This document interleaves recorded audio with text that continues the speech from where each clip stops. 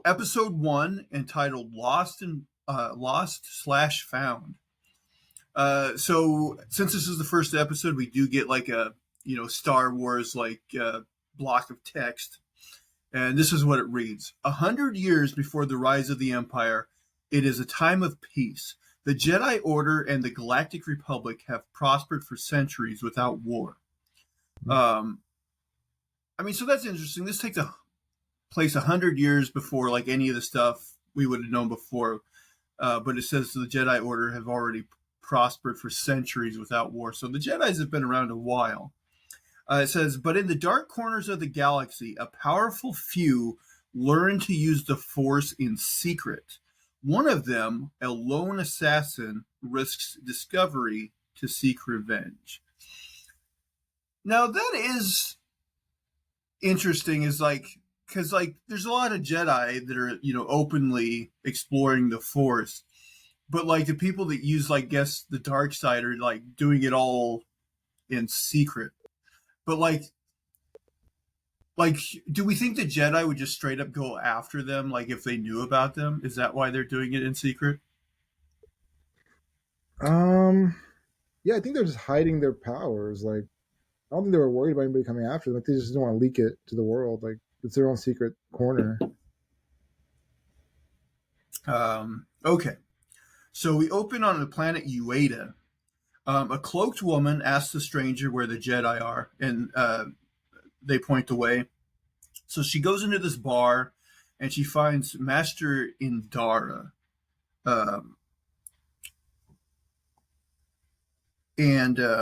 What's her name from The Matrix plays her? Carrie-Anne Moss. Carrie-Anne Moss plays Indara. Yeah. Mm-hmm.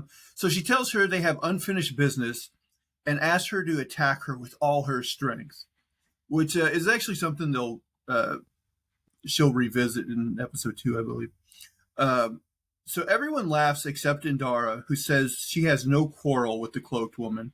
The cloaked woman insists she attack.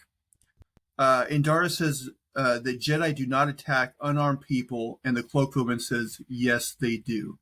So we can already tell that this, mysterious assassin has some sort of history with the Jedi and really has issues with them. Yeah. So the cloaked woman easily beats up everyone in the bar until Indara confronts her. Now this I thought was weird. As she fights her, she keeps grabbing for Indara's lightsaber, and Indara keeps evading her. But we'll see in a minute, she has a chance to take the lightsaber, and she doesn't. So I was a little confused. Because I don't know if you were, I know you were somewhat distracted while you were watching this, but did you notice that she kept grabbing for her lightsaber, it seemed like?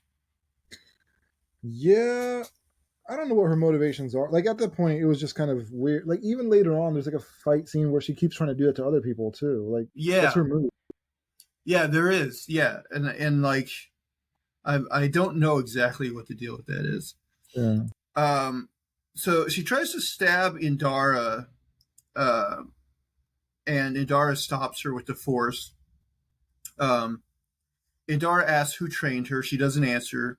She uses the Force to jump to the top floor of this bar, and she puts a knife to a stranger's throat. And this causes Indara to also use the Force to jump up to the top floor. Indara radios someone that there's an unidentified Force user. So the cloaked woman throws the stranger over the railing, and Indara breaks her fall by using the Force.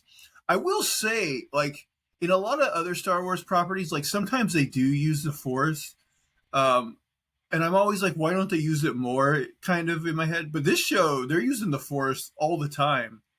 To push, pull people, force fields, that kind of stuff. They don't shy away from it. I think that was a common criticism too of some of the other Star Wars shows. Yeah, I always kind of felt that way. It's you got this cool Force, and you use it sometimes, but it seems like you could use it a lot more than you do. Yeah. So they continue to fight. Indara gets the upper hand and unmasks her. She recognizes her and asks what she's doing here, and she replies that she's here to kill Indara. So she shoves Indara away with the Force and throws knives at her, which Indara takes out with her lightsaber. And then, like, a barkeep down below makes a noise and distracts Indara. So the woman throws a knife at this barkeep, and when Indara uses the Force to save him, the woman throws another knife in Indara's chest and kills her. So a part of me was like, and she died. So part of me was like, did they really cast Carrie-Anne Moss just for this scene, or do you think they'll find like flashback ways of like reusing her? Because it seemed weird to me that they would hire her and then just use her for one scene and kill her off. They have to have flashback. Like we need to know what the person's motivations are. Like they kind of have to like kind of re-show those steps that happened that caused her to be the way she is, right? Yeah, I kind of think they will, because they kind of set up this thing where like she's really mad at these 4 particular Jedi for something they did when she was on this planet. And so yeah, I would think eventually they'll have to tell that story, and they'll probably use Carrie-Anne Moss again. Yeah. But I did think it was weird that she died so quickly. Like, is the Force only used on one thing at a time? Like, could she not stop that thing and then stop the thing coming at her? Like, is it just a one thing at a time situation? That's a good question. Because Luke Skywalker, when he's being attacked by all those like lasers, he deflects every one of them. Yeah, I kind of think the Force can do what the writers needed to do. And they can just say, oh, well, maybe she, I don't know, wasn't as powerful as other Jedi, or wasn't in the right headspace, or just got distracted for a moment. I don't know. But yeah, you kind of would think she could do, like, save the barkeep and do maybe like a personal force field at the same time. Yeah. Mm-hmm. I don't know.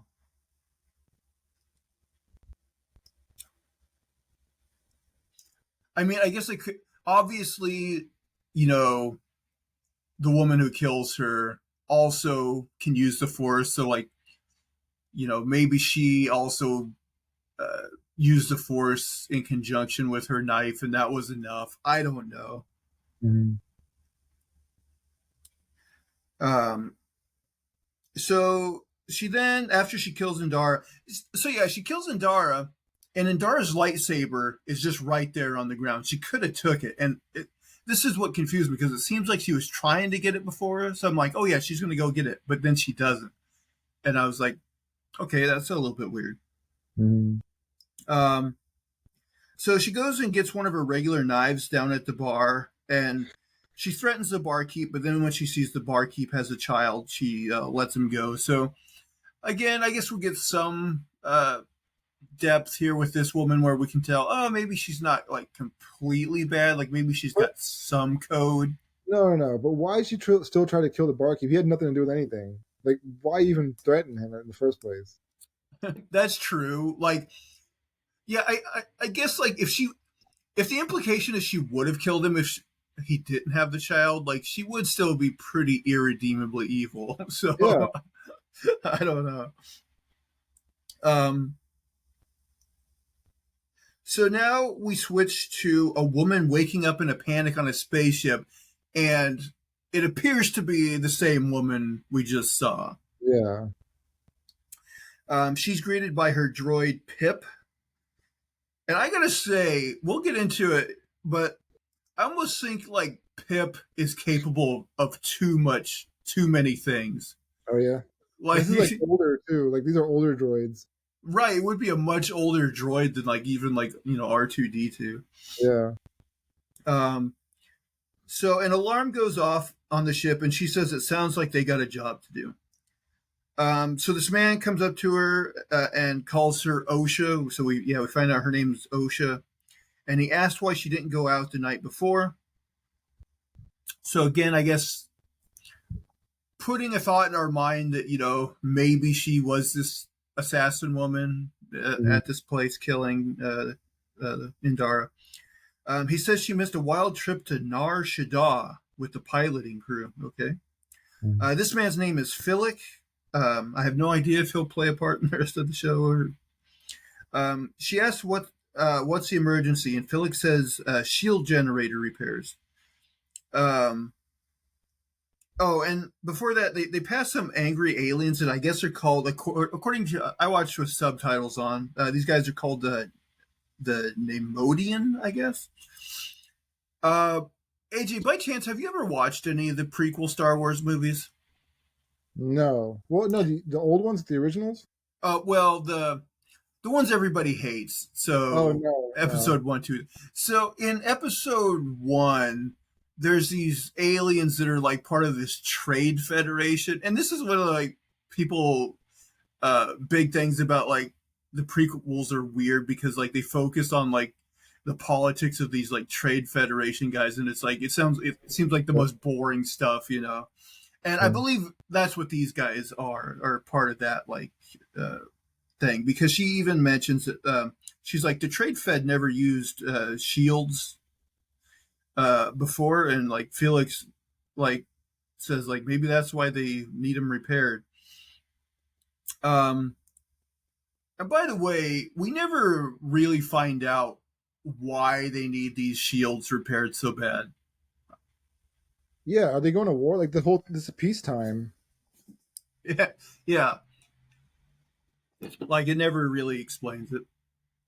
So OSHA uses magnetized boots to walk on the outside of the ship. The trade-fed aliens are mad that the repairs are taking so long. Again, we never find out why they need them so quickly. But like the main guy, Captain, he wants them activated immediately. So his like female assistant or whatever tells the trade-fed captain that the mechanics, I guess that's the Star Wars term for mechanics, are on it. And he's like, these grease scrubbers are disposable, blah, blah, blah. Like, Jeez, that's like the same thing we say today. Grease monkeys, and then right. mechanics, mechnics. Like, come on, just all right. I guess they Yeah, have to like be able to get the idea across to us, but I don't know. that is kind of a Star Wars thing to take like things we know and just like turn them just a little bit, you know? Yeah. Um, so OSHA like was on that radio line or whatever. He hears them say that, and she jokes that Philip is disposable, maybe, but not her. Um, okay, so I was saying like Pip maybe does too much stuff. So she uses Pip to weld a broken connection, and this causes a pressure valve to explode and catch on fire. And I didn't notice this uh, myself, but I saw someone point out on Twitter that like this thing doesn't just blow up, like it keeps burning, but like they're in open space, so really it shouldn't be able to do that because there's nothing for the fire to feed on. Mm. Um, but as she's watching the thing on fire, like the fire seemingly reminds her of some sort of tragedy of her past. Okay, and then so not only does Pip weld, but then she then uses Pip to put out the fire, uses him as like a fire extinguisher. So I'm like, is does she have to load stuff into Pip, or can he just produce all this stuff like by himself? You know what I mean? Yeah, he's so advanced for a old ass droid. So yeah. So then they see a Jedi ship fly in. On the ship, uh, um, it contains a Jedi Knight named Yord Fandar, along with his Padawan, Tazi Loa. All these people have Star Wars has these crazy names, and like there's so many of them that unless they get really popular, I can't ever remember them. So they are looking for Osha Anasea, I guess is her full name, who is a former Jedi. The trade captain says this is a cargo ship and that they have no passengers. He says that she is a mech, Yord says she is a mechnic, and the trade captain says they have no mechnics because legally only droids can perform outer ship repair.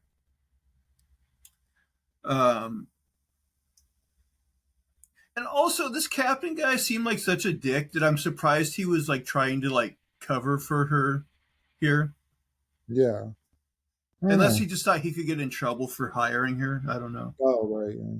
I guess it's ironic that her name is OSHA because, like, in America, that's like the organization for like Yeah, work safety violations in the Yeah. workplace. So Yor begins to use his Jedi mind trick on the captain. So his assistant just like tells them where Osha is and like what her bunk number is. So Osha returns to her bunk, and she's actually happy to see Yord, and because they knew each other when she was in Jedi school, and like she was glad that he passed his training and became a Jedi Knight and all that. He says he never thought he'd see her again, and that Corpse Sec is about as far from Coruscant as you can get. Coruscant is, of course, the famous Star Wars city where the Jedi temple, or like the center of the Jedi, live. Mm-hmm.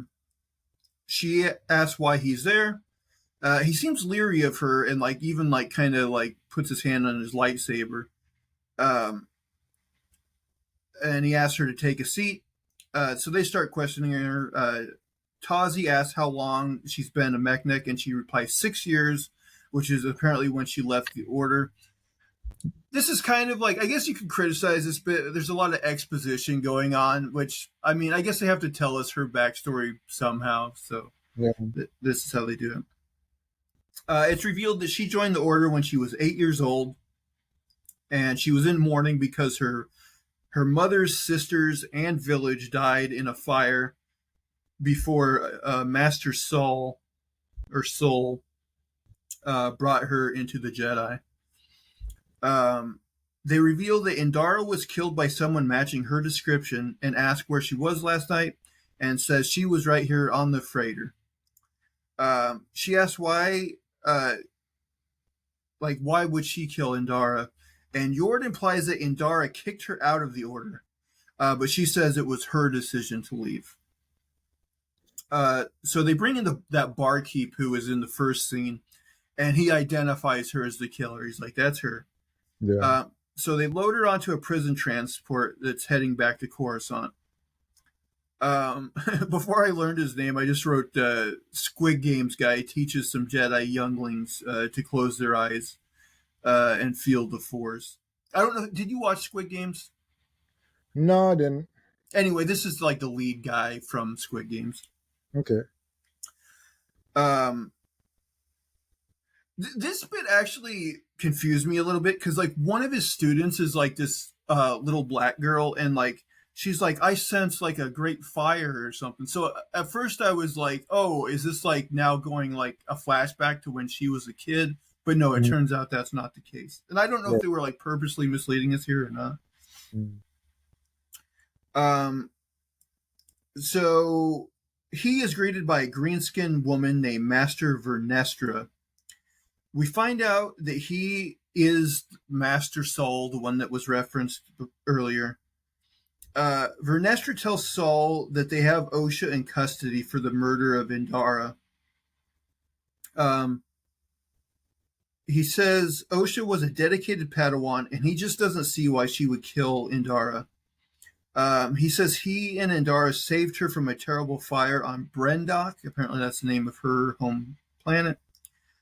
And he thinks this must be a mistake. Vernestra says if people find out a Jedi killed one of their own, that their political enemies could use it against them. Now, I gotta say, this like Vernestra lady to me does seem a little sus, and like maybe she could end up being like a villain eventually. Although there is like one part where like she says, "May the Force be with you," and like that guy can't hear her later on. So I don't know, maybe not. Maybe she's perfectly fine. But like I think they're definitely setting up like later on, like, oh, there's this mysterious villain, and I'm guessing it's going to be like a Jedi or someone we think is good, but is actually the villain. I mean, maybe not, but it seems like they're setting something up like that.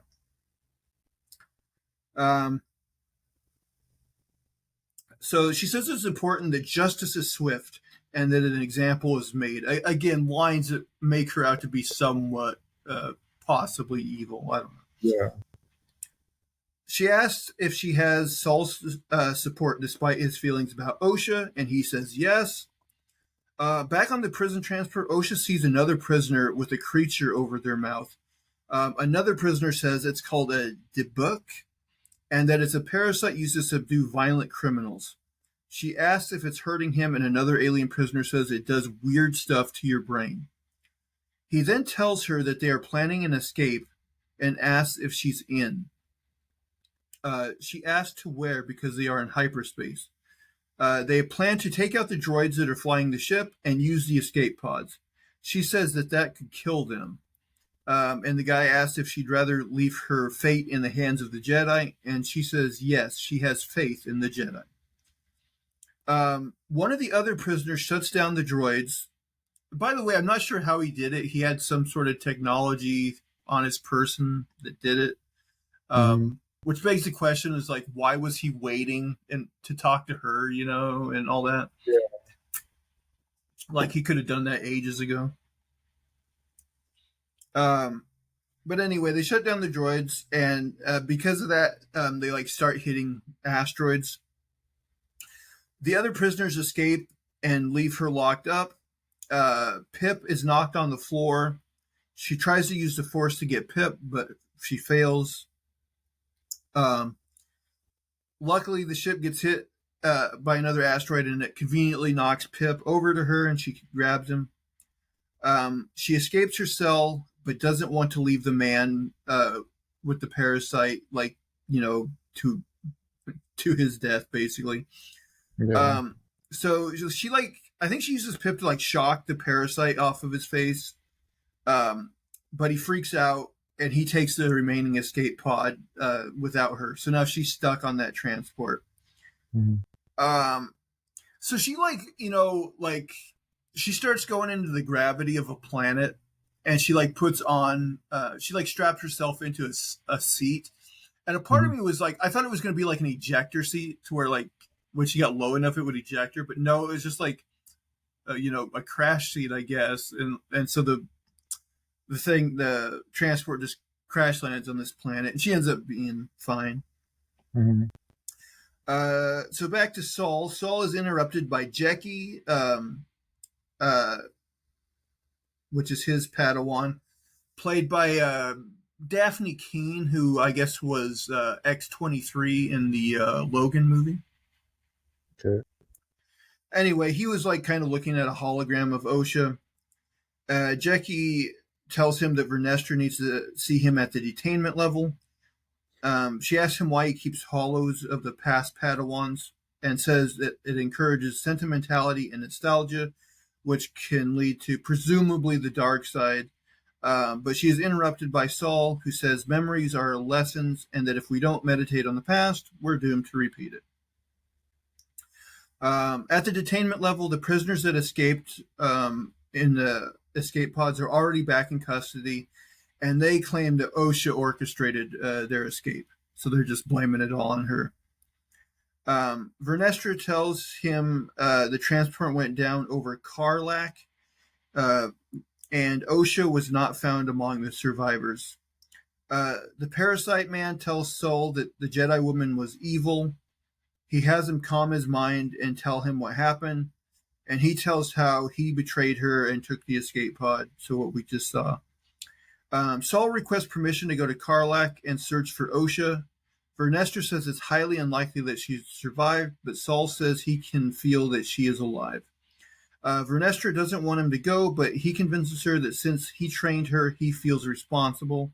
So she agrees to give him a small team, but tells him to be discreet. So Osha wakes up in the wreckage and sees a mysterious hooded figure that she follows out of the ship. So I don't know about you, but so I was okay, I'm pretty sure this is a vision she's having. But I thought it would be revealed later that the parasite thing ended up getting on her face, because that guy said it messes with your mind. Yeah. And she does wake up later, but the parasite's not on her. So I was that seemed like a missed opportunity, because that seemed like it would be a good explanation, of why she would have that vision. But I don't know. They didn't go that route. So Saul plans to take Jecki with him, and they mentioned that will be her first mission. He's also going to take Yord, who promises to redeem himself after, after Osha got away. So Osha follows this mysterious figure who we find out is a vision of her sister May, who she thought died when they were kids. So this is like, a little girl in this vision. Her vision then makes her see Brendok, which is her home planet, and the fire that killed her family. So she chases after young May, who says, "You're with me, I'm with you, always one, but born as two. As above sits the stars, and below lies the sea, I give you you, and you give me me." So at this point, I was like, and I saw someone on Twitter be like, is this going to be like a Fight Club situation where somehow it's the same person? But then, as we'll see, it definitely seems like two people that they're in, they see each other. Well, I guess in Fight Club that happens too, but it seems impossible because there's multiple people interacting with both May and Osha at the same time. So I don't think that's a theory, but what do you think they're doing here? Do you think they're using each of them as the light side and dark side of the Force, basically? I mean, I guess so. I couldn't really make sense. Yeah, I can see that. I mean, that's the only thing I can really think of. Yeah. I don't think there's going to be a bigger twist to that, but maybe, I don't know. Osha asks May if she killed Endara, and she says yes, and she says she will kill them all. Osha wakes up out of her vision and tells Pip he won't believe who she just saw. Saul tells Jecki that Osha's twin sister started the fire that killed her family. And so Yord and Jecki are, instantly suspect, maybe this person did it then. But Saul says, no, she died. I saw her die. So they reach Karlak, and Osha flees when she sees, an incoming ship. Mm-hmm. So there's this chase. Saul senses that she's there, and they chase her through follow her through this cave, and eventually Saul corners Osha at the edge of a cliff. She says she didn't do it. She slips over the edge of the cliff, and Saul uses the Force to save her life. She tells Saul that May is alive, and he says that he believes her, even though just minutes ago in that other scene, he was like, "No, she's dead. I saw her die." But okay, she had a vision, and he believes it. May walks along. Okay, so the end of the episode, we see May walking along a coastline as a mysterious voice says the Jedi live in a dream that they believe everyone else shares. If you attack them with a weapon, you will fail. And it talks about how steel and lasers won't kill them. It says if you attack them with a weapon, you will fail. An Acolyte kills without a weapon. An Acolyte kills the dream. And then funny enough, after they're just oh, you can't kill with a weapon, it shows this mysterious Acolyte light up a red lightsaber. So I'm like, well, seems like maybe you're going to use a weapon. And that's the end of episode 1. So what do you think of that whole gimmick? Because this is going to come up again in episode 2, where it's it's important that you kill a Jedi without a weapon. I don't know. It seems silly to me. I don't get it. Yeah, I don't know why that's a thing. Maybe they'll explain it, but further, I don't understand it. They got some weird rules in the Jedi community. I don't know. When you talked about the whole dark side, light side thing, I think they did mention earlier in the episode that there were people who were misusing the Force, and they're starting some sort of other thing with it. I don't know. Yeah, and that opening text, it did say something about there's a mysterious few secretly learning the ways of the Force. So yeah, I figured that's the Acolytes, and whatever their mission is to destroy the Jedi, I guess.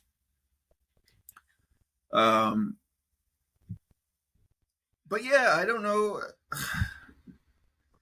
No big thoughts on that episode. I think it was like I said, solid. Like there was enough intrigue there, but like it didn't hook me as much as some of the other Star Wars shows. But I'm in.